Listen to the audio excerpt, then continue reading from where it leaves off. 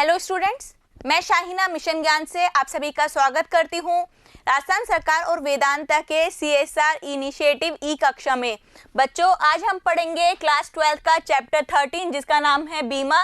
इस चैप्टर के 5 videos already तैयार हो चुके हैं, आप उनको देखिएगा जरूर। आज का जो वीडियो है वीडियो नंबर 6, उसके अंदर हम जानेंगे बीमा की आवश्यकता एवं इसका महत्व, मतलब बीमा की जो आवश्यकता है वो क्यों है, ठीक है, और जो बीमा का महत्व है उसको कितने पार्ट में डिवाइड करेंगे वो आज हम इस वीडियो के अंदर समझेंगे। तो बच्चों कॉपी पेन निकालिए और समझने के लिए तैयार हो जाइए। देखो बच्चों, जो आज का युग है वो एक ऐसा युग है जिसके अंदर रिस्क फैक्टर हैं वो बढ़ रहे हैं, ठीक है, अनिश्चितताएं बढ़ रही हैं। जैसे जैसे मनुष्य के जीवन में अनिश्चितताएं बढ़ेंगी वैसे वैसे उसके जीवन में बीमा का जो महत्व है वो बढ़ेगा, ठीक है बच्चों। तो देखिए, आज के इस तकनीकी युग में, आज के इस मशीनी युग में, जहाँ पर एक तरफ मनुष्य के जीवन में अनिश्चितताएं आ रही हैं, ठीक है, अनसर्टेनिटीज आ रही हैं, अनिश्चितताएं आ रही हैं, और ये जैसे जैसे अनसर्टेनिटीज आती हैं वैसे वैसे आपका जो रिस्क फैक्टर है वो क्या होता है, इंक्रीज होता है। हर एक व्यक्ति अपने रिस्क फैक्टर से, अपने जोखिमों से सुरक्षा चाहता है। ऐसे में जो बीमा है वो उसको इस जोखिम से सुरक्षा प्रदान करती है, ठीक है बच्चों। तो जोखिमों से सुरक्षा कौन प्रदान करता है? आपको बीमा प्रदान करती है, ठीक है। तो जोखिमों से सुरक्षा बीमा के द्वारा मिलती है। अब देखिए, मनुष्य जीवन में जितना अधिक उसके जीवन में अनिश्चितता आएगी उतना ही उसके जीवन में बीमा का महत्व क्या होगा, बढ़ जाएगा। आज का हमारा टॉपिक यही है कि जो बीमा है उसका महत्व कितने प्रकार का होता है, मतलब अगर हम समझें कि बीमा का महत्व कितने पार्ट में हम डिवाइड करेंगे, तो देखिए हम 5 पार्ट में डिवाइड करेंगे बीमा के महत्व को। सबसे पहले व्यक्ति के खुद के पर्सनल जीवन में उसके क्या इंपॉर्टेंस है। तो पहला पॉइंट हमें समझ में आया, व्यक्तित्व या पारंपरिक दृष्टि से आवश्यकता या महत्व, पहला पॉइंट। दूसरा पॉइंट देखिए, व्यावसायिक दृष्टि से आवश्यकता एवं महत्व। थर्ड पॉइंट देखिए, सामाजिक दृष्टि से। फोर्थ में राष्ट्रीय दृष्टि से, और फिफ्थ पॉइंट है अंतर्राष्ट्रीय दृष्टि से आवश्यकता। तो बच्चों 1 बाय 1 हम इन पॉइंट को समझेंगे। सबसे पहले हम समझेंगे व्यक्तित्व एवं पारंपरिक दृष्टि से आवश्यकता या महत्व। तो पहला पॉइंट देखिए, बीमा सुरक्षा प्रदान करना। क्या है कि जो बीमा है, जो इंश्योरेंस है वो क्या प्रोवाइड करता है, सुरक्षा प्रोवाइड करता है, सिक्योरिटी प्रोवाइड करता है। तो पहला पॉइंट हमें समझ में आया कि यहाँ पर जो इंश्योरेंस है वो इंसान को सिक्योरिटी प्रोवाइड करता है, ठीक है। तो समझिए, बीमा एक ऐसी डिवाइस है जो कि व्यक्ति को क्या प्रोवाइड कर रही है, सिक्योरिटी प्रोवाइड कर रही है अगेंस्ट किसके, अनसर्टेनिटीज के, या जो रिस्क फैक्टर है जीवन में, जो अनिश्चितताएं हैं उनके प्रति ये सुरक्षा प्रदान करती है। तो पहला पॉइंट हमें समझ में आया। बहुत बार एक घर के एक व्यक्ति का, जो घर का मुखिया होता है, जिस पर उसका पूरा घर निर्भर होता है, उसकी समय से पूर्व मृत्यु हो जाने पर आश्रितों का सहारा बनता है, ठीक है। तो इस तरीके से पहला पॉइंट हमें समझ में आया कि बीमा क्या है। बीमा एक ऐसी चीज है, एक ऐसा यंत्र है जिससे आपको सुरक्षा मिलती है, ठीक है। पहला पॉइंट हमें समझ में आया। दूसरा पॉइंट समझिए, मानसिक शांति। मानसिक शांति को हम बोलते हैं मेंटल पीस, ठीक है, मेंटल पीस बोलते हैं बच्चों। देखिए, बीमा के माध्यम से मनुष्य का जो जीवन है उसमें अनिश्चितताओं से मुक्ति मिलती है, उसको अनसर्टेनिटी से मुक्ति मिलती है, क्योंकि अगर बाय चांस फ्यूचर में उसके साथ किसी प्रकार की अनिश्चितता आ जाती है, किसी प्रकार की परेशानी होती है, तो ऐसी स्थिति में जो बीमा है वो उसको सुरक्षा प्रदान करता है। तो इस तरीके से वो उस व्यक्ति के अंदर मानसिक शांति हो जाती है और वो बेहतर तरीके से या बेहतर कार्य क्षमता से कार्य कर पाता है। तो समझिए, बीमा के माध्यम से मनुष्य को अनिश्चितताओं से मुक्ति मिलती है, मनुष्य उत्साही बन जाता है, मनुष्य में इंकरेजमेंट आता है, ज्यादा काम करने की पावर आती है। ठीक है, वह व्यक्ति जो अब आर्थिक रूप से क्या हो चुका है, निश्चित हो चुका है, अब वो अच्छी तरीके से काम कर पाएगा, जिससे उसकी जो कार्य क्षमता है, जो उसकी वर्क एफिशिएंसी है, वो इंक्रीज हो जाएगी। थर्ड पॉइंट देखिए, आर्थिक निर्भरता को प्रोत्साहन। आर्थिक निर्भरता मतलब होता है फाइनेंशियली किसी के ऊपर निर्भर होना, डिपेंडेंट होना, उसको इंकरेजमेंट मिलता है। ठीक है, तो देखिए, परिवार के मुखिया की मृत्यु अथवा दुर्घटनाओं के कारण बहुत बार जो परिवार हैं उनकी आर्थिक आत्मनिर्भरता समाप्त हो जाती है। यदि व्यक्ति ने अपना खुद का या संपत्ति का बीमा करवाया हुआ हो, ऐसी स्थिति में जो बीमा करता है वो बीमित व्यक्ति को या बीमित संपत्ति के बदले उसे क्या मिलेगी, सहायता प्रदान की जाएगी। ऐसे में जो उसकी वास्तविक हानि है, जो बीमित व्यक्ति की जो वास्तविक हानि है, उसकी पूर्ति कौन करता है, बीमा करता है। तो यहाँ पर हम कह रहे हैं कि जो बीमा करता है वो बीमित व्यक्ति को आत्मनिर्भर बनाता है। ठीक है, ये समझ में आया। नेक्स्ट पॉइंट देखिए बच्चों, बचत को प्रोत्साहन, सेविंग को बढ़ावा देता है। मैंने आपको बताया था कि लाइफ इंश्योरेंस एक ऐसा टाइप का बीमा है, एक इस प्रकार का बीमा है जो जिसके अंदर आपका जो मैच्योरिटी पीरियड के बाद आपने जितना पैसा जमा करवाया वो प्लस आपको उस पर इंटरेस्ट या ब्याज भी मिलता है। ठीक है, जिससे आपकी जो सेविंग्स हैं वो बढ़ जाती हैं। तो देखिए, बीमा बचत की प्रवृत्ति को भी प्रोत्साहित करता है। इसमें अगर आप नियमित रूप से प्रीमियम जमा करवाते हैं, प्रीमियम क्या है बच्चों, प्रीमियम वह पैसा है, वह रकम है जो कि बीमित व्यक्ति बीमाकर्ता को प्रदान करता है। ठीक है, तो इसमें नियमित रूप से प्रीमियम का भुगतान करना अनिवार्य होता है। और अगर आप मंथली या क्वार्टरली अगर आप सेविंग करते हैं तो इससे क्या होगा, बचत होगी। ठीक है, तो इस तरीके से कुछ इन्होंने क्या दे रखी है, जीवन बीमा पत्र दे रखे हैं, जैसे बीमा संचय, मनी बैक पॉलिसी। ये ऐसी योजनाएं हैं जो कि बचत भी करती हैं और सामने वाले को सुरक्षा भी प्रदान करती हैं। समझ में आया बच्चों। नेक्स्ट पॉइंट देखिए, घरेलू संपत्तियों की जोखिम से सुरक्षा। घरेलू संपत्तियां क्या होती हैं, जैसे कि फ्रिज, जैसे टीवी, कार, जैसे कि घर आदि को नुकसान से सुरक्षा प्रदान करना, ये भी इंश्योरेंस का कार्य है। तो देखिए बच्चों, बीमा घर परिवार की सभी संपत्तियों की जोखिमों से भी सुरक्षा प्रदान करती है।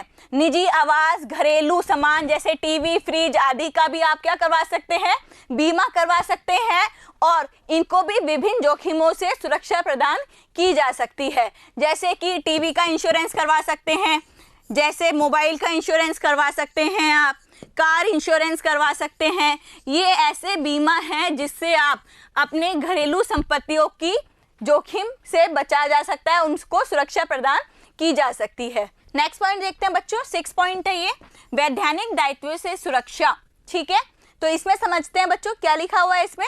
तो बीमा करवाकर कोई भी जो बीमित व्यक्ति है अपने जो वैधानिक दायित्व है उससे सुरक्षा प्राप्त कर सकता है। इसको एक एग्जांपल से समझते हैं बच्चों।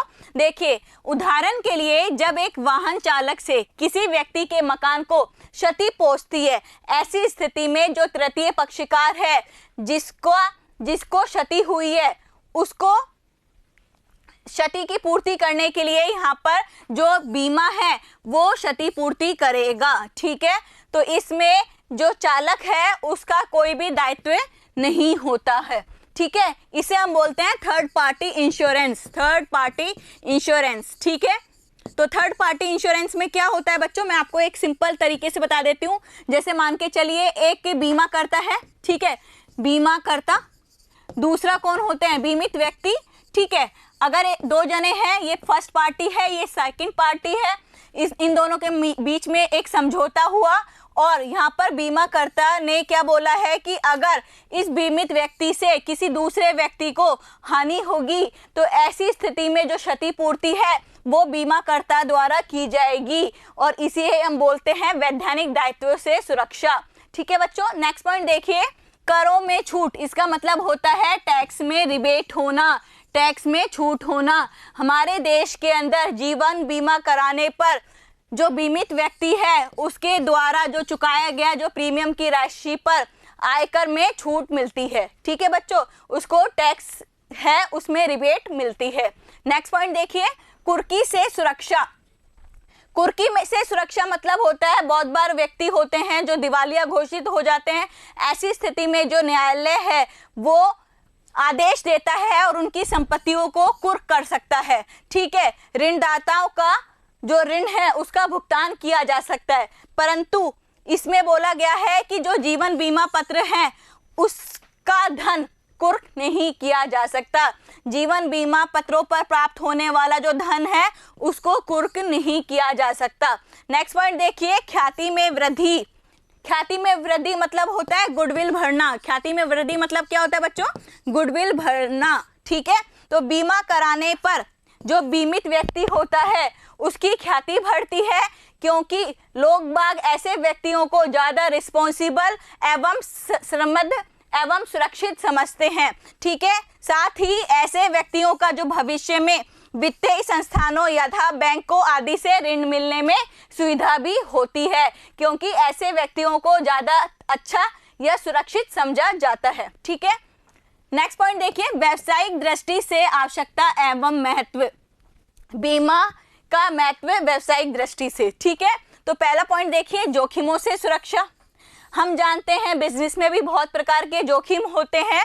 ठीक है, प्रतिदिन बहुत सारा माल एक जगह से दूसरी जगह जाता है, तो आप मराइन इंश्योरेंस करवा के, ठीक है, आप क्या कर सकते हैं, अपने संपत्ति की सुरक्षा कर सकते हैं। तो देखिए, व्यवसाय में अनेक जोखिम होते हैं। प्रतिदिन करोड़ों रुपए का माल जहाज, रेल, ट्रकों के माध्यम से एक जगह से दूसरी जगह भेजा जाता है।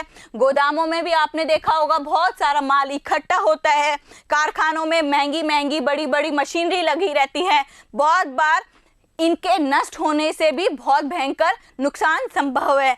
ऐसी स्थिति में जो व्यवसायी हैं वो अपने जोखिमों से बचते हैं और वो इन चीज़ों का क्या करा लेते हैं, बीमा करवा लेते हैं। तो यहाँ पर देखिए, ऐसे समय में जो व्यवसायी हैं अपनी संपत्तियों तथा माल का बीमा करवाकर सुरक्षित हो जाते हैं। वो क्या हो जाते हैं, सुरक्षित हो जाते हैं। ठीक है बच्चों, नेक्स्ट पॉइंट देखिए, कार्य क्षमता में वृद्धि। कार्य क्षमता में वृद्धि क्या होता है बच्चों? वर्क एफिशिएंसी इंक्रीज होना। मैंने आपको पहले भी बताया था, एक व्यक्ति जिसके मन में अनिश्चितताएं होती हैं वो बेहतर तरीके से कार्य नहीं कर सकता। बट मैं आपको यहाँ बता रही हूँ कि एक बीमित व्यक्ति है, उसकी जो वर्क एफिशिएंसी है वो बढ़ जाती है, क्योंकि वो अपने अनिश्चितताओं और अपनी अनिश्चितताओं और जोखिमों से सुरक्षित महसूस करता है, और इस तरीके से उसकी जो वर्क एफिशिएंसी है या कार्य क्षमता है उसमें बढ़ोतरी होती है। तो देखिए, बीमा के जरिए व्यवसाय का स्वामी हानियों की चिंता से क्या हो जाता है, मुक्त हो जाता है, फ्री हो जाता है, और वो निश्चित ही वह अधिक समय में व्यापार में लगाएगा। ज़्यादा से ज़्यादा क्या करेगा, टाइम व्यापार में लगाएगा, और टाइम जब ज़्यादा लगाएगा तो उसका जो प्रॉफिट है वो भी ज़्यादा से ज़्यादा इंक्रीज हो जाएगा। ठीक है, तो देखिए बच्चों, मैंने आपको बताया कि व्यवसाय में अगर व्यक्ति बीमा करवाता है, चीज़ों का बीमा करवाता है, तो वह ज़्यादा सुरक्षित महसूस करेगा, उसकी अनिश्चितताएं हैं वो ख़त्म हो जाएंगी, और उससे वो ज़्यादा से ज़्यादा समय अपने बिजनेस में लगाएगा, कार्य क्षमता में वृद्धि होगी। नेक्स्ट पॉइंट देखिए, साख में वृद्धि। साख मतलब होता है क्रेडिबिलिटी या गुडविल, उसमें भी वृद्धि होती है।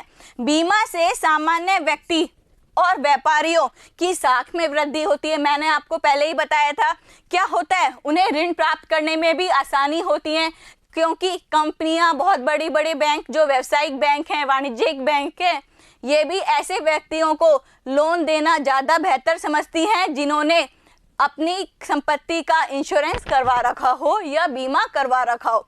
देखिए बच्चों, बीमा से सामान्य व्यक्ति और व्यवसायियों की साख में वृद्धि होती है। उन्हें ऋण प्राप्त करने में भी कठिनाई नहीं होती, उनको लोन प्राप्त करने में भी किसी प्रकार की कठिनाई नहीं होती। जो ऋणदाताएं हैं, ठीक है, जो ऋणदाताओं हैं को भी ऋणों की वसूली की निश्चितता रहती है, क्योंकि ब्याज सहित ऋण की कुल राशि से बीमा पत्र का नगद मूल्य अधिक ही होता है। ठीक है, आप क्या कर सकते हैं, बीमा पत्र पर क्या ले सकते हैं, लोन ले सकते हैं। आपने सुना ही होगा, जैसे अगर आपने LIC है आपकी किसी कंपनी के अंदर, ठीक है, आपने इंश्योरेंस ले रखा है, तो जो ये इंश्योरेंस कंपनी है वो इस LIC के ऊपर, इन LIC के ऊपर क्या दे सकती है, आपको लोन दे सकती है। ठीक है, जैसे अगर आपने 1 लाख या 5 लाख का आपने LIC ले रखी है जिसकी मैच्योरिटी 5 लाख है, ठीक है, तो ऐसी स्थिति में जो बैंक है या जो भी कंपनी जिसने आपको ये LIC दे रखी है या बीमा दे रखा है, वो आपको 50,000 या 1 लाख तक का लोन इस बीमा पत्र पर जरूर दे सकती है। नेक्स्ट देखिए, कर्मचारी हितों की सुरक्षा। कर्मचारी हितों की सुरक्षा मतलब होता है जो कर्मचारी हैं, बिजनेस के अंदर कर्मचारी हैं, उनके जो हित है उसकी सुरक्षा भी बीमा के द्वारा पॉसिबल हो सकती है। तो देखिए, बीमा के द्वारा कर्मचारियों के हितों की भी आसानी से सुरक्षित किया जा सकता है। ठीक है, क्योंकि व्यवसाय में हानि की स्थिति हमेशा बनी रहती है। ऐसी स्थिति में बहुत बार क्या होता है, कर्मचारियों की नौकरी छूट सकती है। बहुत बार उन्हें प्राप्त होने वाले जो विभिन्न जो लाभ हैं, जैसे ग्रेच्युइटी, जैसे पेंशन, जैसे सेवानिवृत्ति आदि लाभों से भी वंचित होना पड़ सकता है।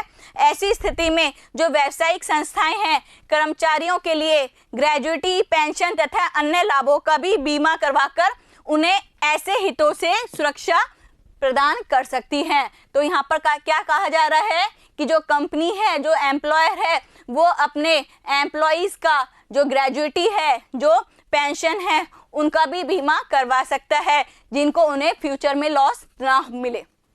नेक्स्ट देखिए, विदेशी व्यापार को प्रोत्साहन। मैंने आपको पहले ही बताया था, समुद्री बीमा करवाने पर आप क्या कर सकते हैं, इजी तरीके से अपने माल का एक्सपोर्ट कर सकते हैं। ठीक है, क्योंकि इससे क्या होता है, जो हानि होती है, जो फ्यूचर में होने वाली जो हानि है, उसकी आशंका कम हो जाती है। देखिए, विदेशी व्यापार में अत्यधिक जोखिम रहता है। सबसे पहले समझिए विदेशी बाजार क्या होता है। तो विदेशी बाजार में क्या होता है, विदेशी बाजार को हम बोल सकते हैं कि एक्सपोर्ट और इंपोर्ट करना। अगर हम माल को भेजते हैं, हमारे इंडिया से माल को हम दूसरे कंट्री में भेजते हैं, तो उसे हम बोलते हैं एक्सपोर्ट। और दूसरे कंट्री से, दूसरे देश से हमारे देश में सामान मंगवाते हैं, उसको हम बोलते हैं इंपोर्ट। और इससे इन दोनों को मिला के हम कह सकते हैं विदेशी व्यापार। तो विदेशी व्यापार में बहुत सारी जोखिम होते हैं। समुद्री मार्ग से भी जब अपन सामान बेचते हैं तो क्या होता है, वो बहुत ही जोखिमपूर्ण होता है। बहुत बार हमारे पास जो क्रेता हैं, जो खरीदार हैं, उनकी भी पूर्ण जानकारी नहीं होती। ऐसे में बहुत बार जो भुगतान है वो रुक जाता है, उसे प्राप्त होने में अनिश्चितता बनी रहती है। तो इस तरीके से जो व्यवसायी हैं वो बीमा के द्वारा विदेशी व्यापार के जो जोखिम है उनसे बच सकते हैं। ठीक है बच्चों, नेक्स्ट पॉइंट देखिए, लागत में कमी। देखिए, बीमा के द्वारा जो एक मैन्युफैक्चर है, जो एक उत्पादक है, वो आग, तूफान, विस्फोट, दंगे, चोरी आदि की जो जोखिम है उनसे बच सकता है। ठीक है, कैसे बचेगा, तो देखो, सबसे पहले वो क्या कराएगा, इन सारी चीज़ों का इंश्योरेंस कराएगा, जिससे अगर फ्यूचर में किसी भी प्रकार का अगर उसे लॉस होता है तो जो उसकी पूर्ति है वो कौन करेगा, बीमा करता करेगा। ठीक है, नेक्स्ट देखिए, बीमा के द्वारा एक उत्पादक निर्माता आग, तूफान, विस्फोटक, दंगे, चोरी आदि के जोखिमों का बीमा करवाकर सुरक्षित होकर जो बड़ी हानि है उससे बच सकता है और कम कीमत पर माल उपलब्ध कर सकता है। ठीक है, बीमा के द्वारा छोटी सी प्रीमियम देकर जो व्यवसायी है वो बड़े बड़े जो जोखिम है उससे बच सकता है। ठीक है, आपको थोड़ा ही प्रीमियम देना है, बट फ्यूचर में होने वाला जो लॉस है उससे आप बच सकते हैं। नेक्स्ट देखिए, औद्योगिकरण के लिए आधारभूत ढांचे में विकास में सहायक। देखिए, ये जो बीमा कंपनीज हैं, बहुत बड़ी बड़ी जो बीमा कंपनीज हैं, वो क्या करती हैं, प्रीमियम इकट्ठा करती हैं और एक अंशकोष का निर्माण करती हैं। फिर ये इस अंशकोष को इन्वेस्ट करती हैं बड़ी बड़ी कंपनियों के अंदर। तो समझिए, ये जो बीमा संस्थाएं हैं देश में शक्ति, परिवहन, संचार, औद्योगिक संपदा, बांध, पुल आदि साधनों के विकास के लिए भारी मात्रा में धनराशि उपलब्ध कराती है, जिससे देश के उद्योगों का जो आधारभूत ढांचा है, आधारभूत ढांचा मतलब होता है बेसिक इंफ्रास्ट्रक्चर। क्या होता है बच्चों आधारभूत ढांचा? बेसिक जो इंफ्रास्ट्रक्चर है उसको विकसित करने में सहायता मिलती है।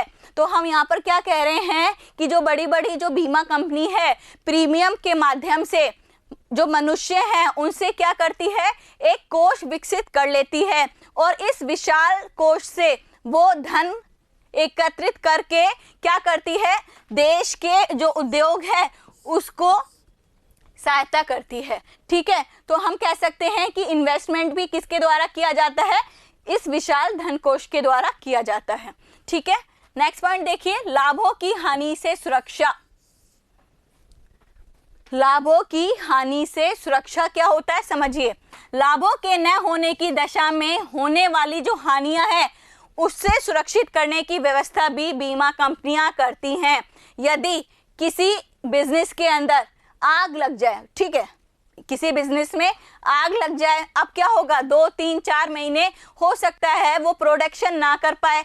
ऐसी स्थिति में बहुत बार क्या हो जाता है, जो बिजनेस है वो बैंकरप्ट हो जाता है। ठीक है, तो ऐसी स्थिति में क्या होगा समझिए, यदि किसी उद्योग में आग लग गई और आग लग जाने के कारण क्या हो गया, नुकसान हो गया, उत्पादन है वो कुछ समय के लिए क्या हो जाएगा, बंद हो जाएगा और उत्पादन बंद होने के कारण फलस्वरूप क्या होगा, जो लाभों में की जो हानि होगी, तो बीमा व्यवस्था के कारण ये जो प्रत्यक्ष रूप से होने वाली जो हानि है उसकी क्षतिपूर्ति की जाती है तथा जो औद्योगिक एवं व्यावसायिक प्रतिष्ठा से भी सुरक्षा मिल सकती है। नेक्स्ट पॉइंट देखिए, औद्योगिक प्रतिष्ठानों को वित्तीय सहायता। इसमें क्या बोला जा रहा है कि जो बीमा कंपनियां हैं वो विभिन्न प्रकार के जो औद्योगिक प्रतिष्ठान होते हैं उनको ऋणों के रूप के अंदर क्या करती है, वित्तीय सहायता प्रदान करती है, मतलब लोन प्रोवाइड करती है। किनको लोन प्रोवाइड करती है, बड़ी बड़ी कंपनियों को लोन प्रोवाइड करती है। समझ में आया बच्चों। नेक्स्ट पॉइंट देखिए, प्रतिभूतियों का अधिगोपन। क्या लिखा हुआ है बच्चों, प्रतिभूतियों का अभिगोपन। नेक्स्ट पॉइंट देखते हैं बच्चों, बीमा कंपनियां हैं वो अलग अलग जो कंपनीज होती हैं, विभिन्न प्रकार की जो औद्योगिक एवं व्यावसायिक जो प्रतिष्ठान हैं उनके द्वारा जो निर्गमित प्रतिभूतियां हैं, जैसे कि अंश पत्र है, जैसे कि ऋण पत्र हैं, उन सभी चीजों का अभिगोपन कर समय समय पर जो वित्तीय कोष उपलब्ध कराती है। इससे क्या होता है, प्रतिभूतियों का जो विक्रय है वो आसान हो जाता है और सुनिश्चित हो जाता है। दोबारा समझिए बच्चों, बहुत सारी जो बीमा कंपनियां हैं वो बड़ी बड़ी कंपनियों के जो अंश पत्र होते हैं, ऋण पत्र होते हैं, उनका अभिगोपन करती हैं। ठीक है, जिससे क्या होगा, इनका जो विक्रय है वो बेहतर तरीके से हो पाता है और आसानी से हो पाता है। नेक्स्ट पॉइंट देखिए, प्रतिभूतियों में निवेश।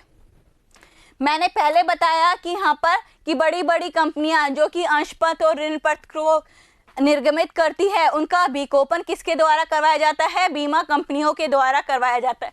ये पॉइंट तो पहले ही था। अब क्या बता रहे हैं कि जो बीमा कंपनियां हैं वो न केवल प्रतिभूतियों का अधिगोपन करती हैं परंतु वो क्या करती हैं, प्रत्यक्ष रूप से विभिन्न औद्योगिक एवं व्यावसायिक प्रतिष्ठानों द्वारा जो निर्गमित प्रतिभूतियों में भी अपने वित्तीय कोष का विनियोजन मतलब होता है इन्वेस्टमेंट करके उनको क्या प्रोवाइड करती है, वित्तीय साधन प्रोवाइड करती है, पूंजीगत स्रोत उपलब्ध कराती है। तो इस तरीके से भी बोल सकते हैं। पहला पॉइंट हमने क्या बताया था, अभिगोपन करना। पहला पॉइंट मैंने क्या बताया था कि जो कंपनियां हैं, जो बीमा कंपनियां हैं वो विभिन्न प्रतिष्ठित जो औद्योगिक कंपनियां हैं उनके अलग अलग अंश पत्र या ऋण पत्र हैं उनका अभिगोपन करती है। और नेक्स्ट पॉइंट में मैंने क्या बताया, ये जो निवेश भी करती है, क्या करती हैं, ये बड़ी बड़ी कंपनियों में खुद का पैसा भी इन्वेस्ट करती हैं, उनमें निवेश भी करती हैं। देखिए बच्चों, नेक्स्ट पॉइंट है हमारा सामाजिक दृष्टि से आवश्यकता। इसके अंदर हम पढ़ेंगे जो बीमा है वो समाज के लिए कैसे इम्पोर्टेंट है, उसका महत्व समाज के लिए कैसा है। तो पहला पॉइंट ये है कि ये पारिवारिक जीवन में स्थायित्व लेके आती है। जो परिवार होते हैं उसमें अगर मुखिया की मृत्यु हो जाती है, ऐसी स्थिति में परिवार के लोगों का जीवन यापन करना बहुत ही मुश्किल हो जाता है। ऐसी स्थिति के अंदर अगर जो मुखिया व्यक्ति ने बीमा करवा रखा हो तो क्या होगा, जो क्षतिपूर्ति है वो बीमाकर्ता के द्वारा की जाएगी। ठीक है, नेक्स्ट पॉइंट देखिए, जोखिमों का सामूहिक विभाजन। सामूहिक विभाजन मतलब होता है बांटना, सभी पूरे सोसाइटी के लोगों के अंदर डिस्ट्रीब्यूट करना। तो देखिए, बीमा के द्वारा एक व्यक्ति का जो जोखिम है वो बहुत ही व्यक्तियों के अंदर बांटा जाता है। ठीक है, समूह के सभी व्यक्तियों द्वारा जोखिम को वहन किया जाता है। मैंने आपको इसके बारे में पहले ही बता दिया था कि यहाँ पर बीमा के द्वारा जो एक व्यक्ति का जो जोखिम है वो समूह के सभी व्यक्तियों के द्वारा बांटा जाएगा। ठीक है बच्चों, नेक्स्ट पॉइंट देखिए, सामाजिक बुराइयों की रोकथाम। हमें पता है समाज के अंदर बहुत सारी बुराइयां हैं, जैसे अशिक्षा, जैसे गरीबी। ठीक है, ये सारी ऐसी चीजें हैं जिनसे जो बीमा है वो रोकथाम करता है, उसका रोकथाम करता है। कैसे करता है वो समझिए। देखिए, आर्थिक बुराइयां एवं गरीबी के कारण ही समाज में क्या है, लोग चोरी करते हैं, वेश्यावृत्ति करते हैं, भीख मांगते हैं, और जिससे क्या होता है, हमारे देश के अंदर या हमारे समाज के अंदर सामाजिक बुराइयों को प्रोत्साहन मिलता है। लेकिन बीमा के द्वारा प्रत्येक व्यक्ति अपने आप को या अपने आप के ऊपर जितने भी आश्रित व्यक्ति को आर्थिक रूप से क्या कर सकता है, सक्षम कर सकता है, जिससे हमारा जो समाज है वो स्वस्थ होगा, समृद्ध होगा और बुराइयों से मुक्त रहेगा। ठीक है, मान के चलिए एक व्यक्ति है, उस व्यक्ति के मुखिया, वो व्यक्ति क्या है, घर का मुखिया है, घर का कमाऊ पूत है। अगर ऐसी स्थिति बहुत बार आती है कि ये जो घर के मुखिया की मृत्यु हो जाती है या अपंग होने की स्थिति के अंदर पूरा परिवार का जो जीवन यापन है वो बहुत ही मुश्किल भरा हो जाता है। ऐसी स्थिति में बहुत बार घर के दूसरे लोग या अदर व्यक्ति हैं वो बहुत बार चोरी करते हैं, भीख मांगते हैं या वेश्यावृत्ति जैसी बुराइयों के अंदर लिप्त हो जाते हैं। तो अगर इन चीज़ों से बचा जा सकता है, अगर घर के व्यक्ति ने, जो घर का जो मुखिया है, उसने अपना क्या करवा रखा हो, बीमा करवा रखा हो। ठीक है, नेक्स्ट पॉइंट देखिए, सभ्यता का प्रतीक। सभ्यता मतलब होता है सिविलाइजेशन, उसका ये एक टाइप का सिंबल है। ठीक है, देखिए, बीमा से जो व्यक्ति है वो अपने आप को विकसित बता सकता है, अपने आप को सभ्य बता सकता है। ठीक है, नेक्स्ट देखिए, जीवन स्तर में सुधार। जीवन स्तर में सुधार मतलब जो लिविंग स्टाइल है, लिविंग स्टैंडर्ड है, उसमें इम्प्रूवमेंट आएगा। ठीक है, बीमा लोगों से क्या बढ़ाता है, लोगों में बचत का बढ़ावा देता है। पहला पॉइंट समझिए, बीमा क्या है, बीमा एक ऐसा इंस्ट्रूमेंट है जिससे लोगों के अंदर बचत करने की प्रवृत्ति क्या होती है, बढ़ती है। ठीक है, और जोखिमों का भी क्या होता है, हस्तांतरण हो जाता है। जोखिम भी किस में ट्रांसफर हो जाते हैं, बीमाकर्ता के ऊपर ट्रांसफर हो जाते हैं। ऐसी स्थिति में जो बीमित व्यक्ति हैं उनकी जो आर्थिक स्थिति है वो संतुलित रहती है, बैलेंस रहती है। और अगर उनकी जो आर्थिक स्थिति बैलेंस रहेगी फिर क्या होगा, जो उनका जीवन स्तर है वो भी समान होगा, एक लिविंग स्टैंडर्ड है उसमें भी इम्प्रूवमेंट होगा और अपने वो जीवन को बेहतर रूप से चला पाएंगे।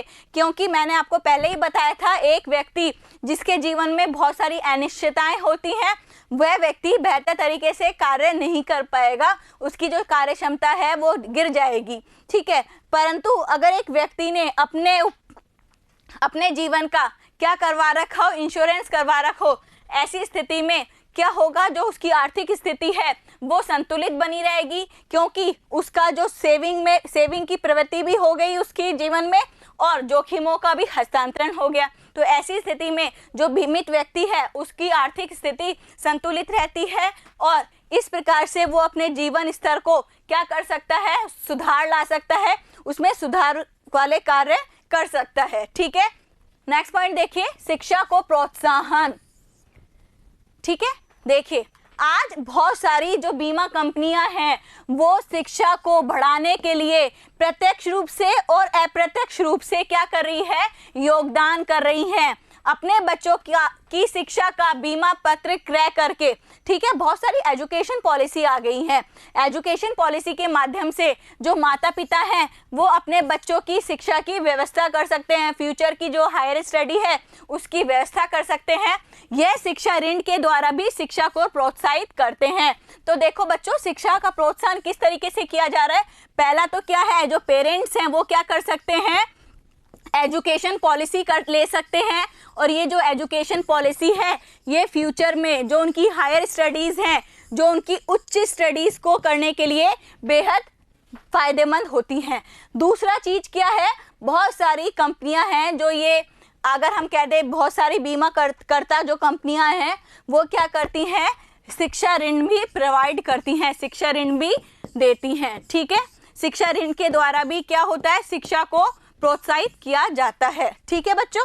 नेक्स्ट पॉइंट देखिए, समाज में रोजगार अवसरों का विकास। रोजगार मतलब होता है एम्प्लॉयमेंट, लोगों को काम मिलना, ठीक है। तो बीमा कंपनी समाज के अंदर रोजगार के अवसर उपलब्ध कराती है, क्योंकि बीमा कंपनियों को अपना काम करवाने के लिए बहुत सारे एजेंट, बहुत सारे लिपिक, शाखा प्रबंधक एवं अन्य ऊंचे पदों पर कार्यरत व्यक्ति चाहिए, जिससे समाज के जो लोगों के अंदर रोजगार मिलेगा। नेक्स्ट पॉइंट देखिए, 8 पॉइंट है सामाजिक सुरक्षा योजनाओं का क्रियान्वयन। जो समाज के अंदर जो सिक्योरिटीज प्रोग्राम है, सोशल सिक्योरिटीज प्रोग्राम जिसे हम बोलते हैं सामाजिक सोशल सिक्योरिटी प्रोग्राम, उसको अभी क्रियान्वित किसके द्वारा किया जाता है, कंपनियों के द्वारा किया जाता है। कौन सी कंपनी, बीमा कंपनियों के द्वारा क्रियान्वित किया जाता है। समझिए इसको बच्चों, बीमा एक ऐसा साधन है जिसके द्वारा समाज के जो गरीब पिछड़े तबके के लोगों को सामाजिक सुरक्षा प्रदान की जाती है, सोशल सिक्योरिटी प्रदान की जाती है। हमारे देश में बहुत सारी बीमा कंपनियां ऐसी हैं जो कि सामान्य बीमा निगम के माध्यम से, जीवन बीमा के माध्यम से बहुत सारे पिछड़े वर्गों को सामाजिक सहायता की समूह बीमा योजनाएं तथा जनता व्यक्तिगत दुर्घटना बीमाएं लागू की हैं, ठीक है। तो समझिए सामाजिक सुरक्षा योजनाओं का क्रियान्वयन क्या है। इसके अंदर जो बीमा है, बीमा कंपनियां हैं वो बहुत सारी ऐसी पॉलिसी को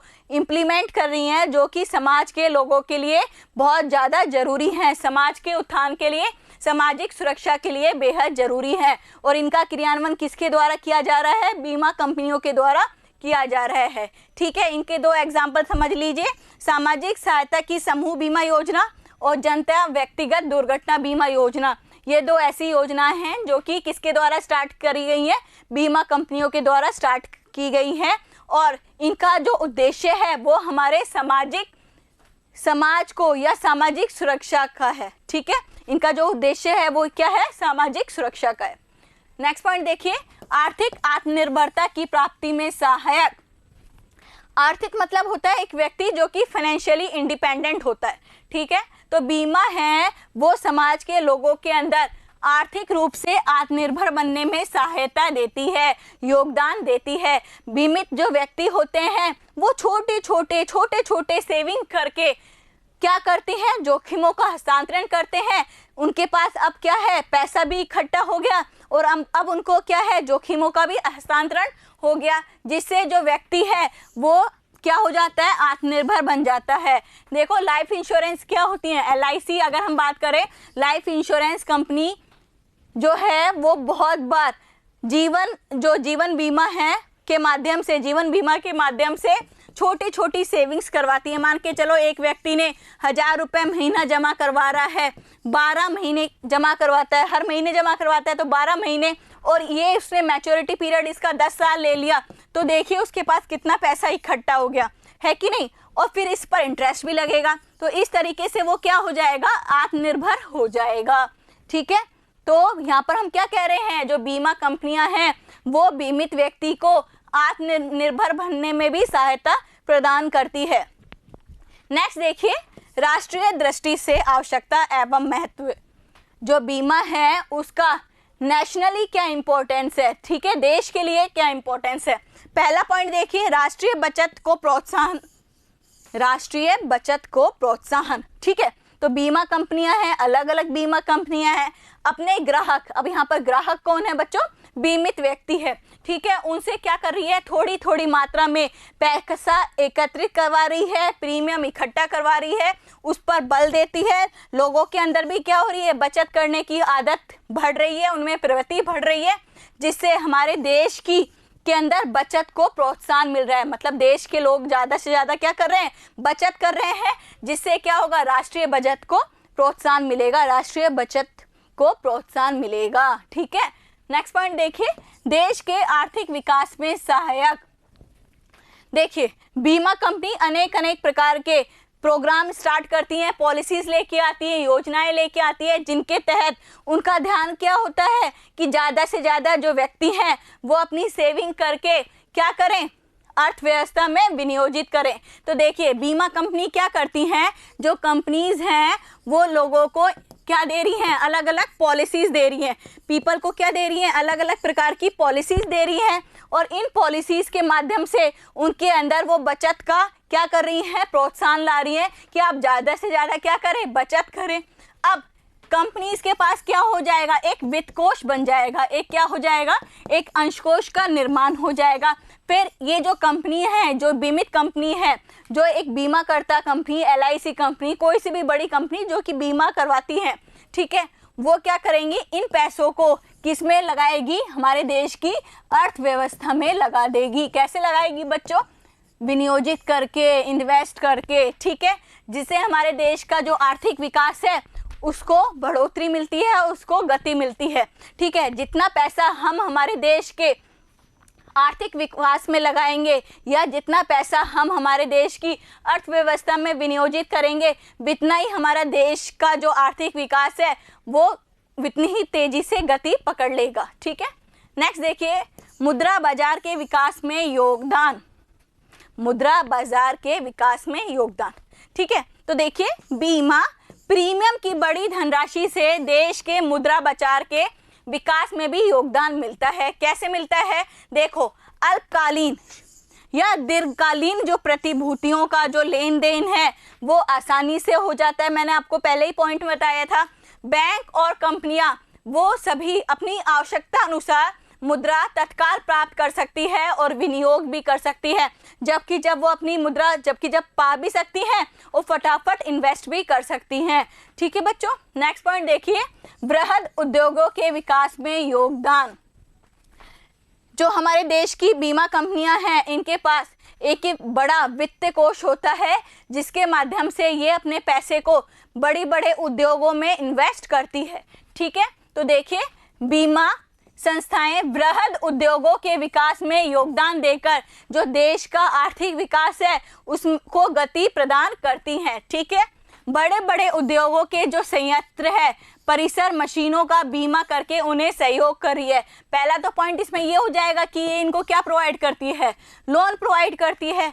दूसरा पॉइंट ये हो सकता है कि इनकी जो मशीनरी है उनको ये क्या कर देती हैं, उनका बीमा कर लेती हैं, उनका ये इंश्योरेंस करके उनका जो रिस्क फैक्टर है उसको क्या कर देती हैं, ये हस्तांतरण कर देती हैं। क्या कर देती है बच्चों, हस्तांतरण कर देती हैं। ठीक है बच्चों, जिससे हमारा जो समाज है, हमारा जो देश है, उसका आर्थिक विकास संभव हो पाता है। नेक्स्ट देखिए, रोजगार अवसरों में वृद्धि। ये तो मैंने आपको पहले ही बता दिया, देश के अंदर बहुत सारी बीमा कंपनियां हैं, उनको अपना काम करवाने के लिए बहुत सारे लोगों की आवश्यकता होती है, एजेंट की, लिपिक की, बड़े अफसरों की, और इस तरीके से हमारे समाज में जितने लोग हैं उनको क्या मिलता है, रोजगार संभव हो पाता है। ठीक है, तो देखिए नेक्स्ट पॉइंट, अधिक उत्पादकता। अधिक उत्पादकता, ठीक है, तो मैंने आपको इसका मतलब बता देती हूँ। सबसे पहले, अधिक मतलब होता है ज़्यादा, उत्पादकता मतलब होता है एफिशिएंसी या प्रोडक्टिविटी। ठीक है, तो मैं आपको पहले ही बता चुकी हूँ कि बीमा, ठीक है, बीमा एक ऐसा माध्यम है जिसके तहत व्यक्तियों को अपनी अनिश्चितताओं से क्या मिलती है, मुक्ति मिलती है। ठीक है, उनका जो रिस्क फैक्टर है वो रिड्यूस हो जाता है, उसमें कमी आ जाती है, जिससे जो व्यक्ति हैं वो भयमुक्त हो जाते हैं। जन सामान्य लोगों के अंदर जोखिमों का बीमा करवा के, ठीक है, जन सामान्य जोखिम का बीमा करवाकर बिना किसी चिंता के अपने कार्यों में वो अधिक से अधिक क्या दे पाएंगे, समय दे पाएंगे, जिससे उनकी जो वर्क एफिशिएंसी है वो बढ़ेगी, वर्क एफिशिएंसी बढ़ेगी, टाइम बढ़ेगा और उनका जो प्रोडक्टिविटी है उसमें भी बढ़ोतरी होगी और इस तरीके से वो बेहतर तरीके से जोखिम भरे कार्य भी बेहतर तरीके से कर पाएंगे। ठीक है, तो इस तरीके से संसाधनों एवं क्षमताओं का पूरा उपयोग होता है और अच्छे परिणाम प्राप्त होते हैं। ठीक है, जब एक व्यक्ति बिना किसी डर के कार्य करता है तो बेहतर ही उसके कार्य अच्छे होंगे, उसका जो कार्य परिणाम है वो अच्छा होगा। नेक्स्ट देखिए, सामाजिक उत्थान कार्यों में योगदान। सामाजिक उत्थान कार्यों में योगदान, यहाँ पर देखिए केंद्र, सेंट्रल और राज्य सरकार के सहयोग से जनश्री सामूहिक बीमा योजना भी बीमा संस्थाओं द्वारा एक ऐसी योजना है जिसके तहत जो गरीबी रेखा से जो नीचे लोग हैं उनका बीमा करवाया जाता है। ठीक है, तो जनश्री योजना क्या है? जनश्री योजना एक ऐसी योजना है जो कि केंद्र तथा राज्य सरकार के सहयोग से जो बीमा कंपनियां हैं वो गरीबी स्तर के नीचे लोग, गरीबी रेखा के नीचे वाले लोग एवं उससे थोड़े ऊपर वाले लोग का बीमा करवाया जाता है। ठीक है, इसके अलावा सामाजिक उत्थान के लिए गरीबी एवं आर्थिक असमानता को खत्म करना भी जरूरी है। तो जो बीमा संस्थाएं हैं वो इस दिशा में कार्य भी कर रही हैं, अपनी महत्वपूर्ण भूमिका है वो भी निभा रही हैं। सामाजिक क्षेत्र में असंगठित क्षेत्र के लोगों तथा कृषि श्रमिक, खाती लुहार, ईंट भट्टों का भी क्या करवाया जाता है? इंश्योरेंस किया जाता है। सोशल सिक्योरिटी के माध्यम से, सोशल सिक्योरिटी के माध्यम से क्या है? ऐसे लोगों का इंश्योरेंस भी करवाया जाता है जो कि असंगठित क्षेत्र के होते हैं, जैसे कि लुहार, श्रमिक, खाती, ईंट भट्टों के अंदर इन लोगों को भी सोशल सिक्योरिटी के माध्यम से इनका इंश्योरेंस करवाया जा रहा है। ठीक है बच्चों, नेक्स्ट पॉइंट देखते हैं बच्चों। 8th पॉइंट है ये हमारा, जन कल्याणकारी कार्यों में योगदान। तो यहाँ पर कहा जा रहा है जो बीमा कंपनियां हैं, बीमा संस्थान है, वो हमारे देश की जो सरकार है उसको अपने कोष में से एक भाग प्रदान करती है। उस पैसे को हमारी जो सरकार है वो विभिन्न प्रकार के कार्यों में लगाती है, जैसे शिक्षा, चिकित्सा, समाज कल्याण, सामाजिक न्याय, संतुलित आर्थिक विकास में लगाती है, जिससे हमारे जो सरकार है उसको जन कल्याण कार्यों को पूरा करने में सफलता प्राप्त होती है। नेक्स्ट पॉइंट देखिए बच्चों, संपूर्ण राष्ट्रीय विकास। हम क्या बता रहे हैं यहाँ पर? बीमा है वो हमारे देश के जो उद्योग हैं, जो इंडस्ट्रीज हैं, उनके विकास के लिए, रोजगार अवसरों के विकास के लिए, अधिक बचत के लिए, पूंजी निर्माण में, इन सारी चीज़ों का जो मार्ग है वो प्रशस्त करती है और इस तरीके से हमारा जो देश है उसका विकास, उसका संपूर्ण विकास संभव होता है। तो बच्चों आज के वीडियो में हमने जाना जो बीमा है उसका महत्व एवं उसकी आवश्यकता क्यों है और उसको हमने 5 पार्ट में बांटा भी था। आज के लिए बस इतना ही, बने रहें ई कक्षा के साथ। Thank you.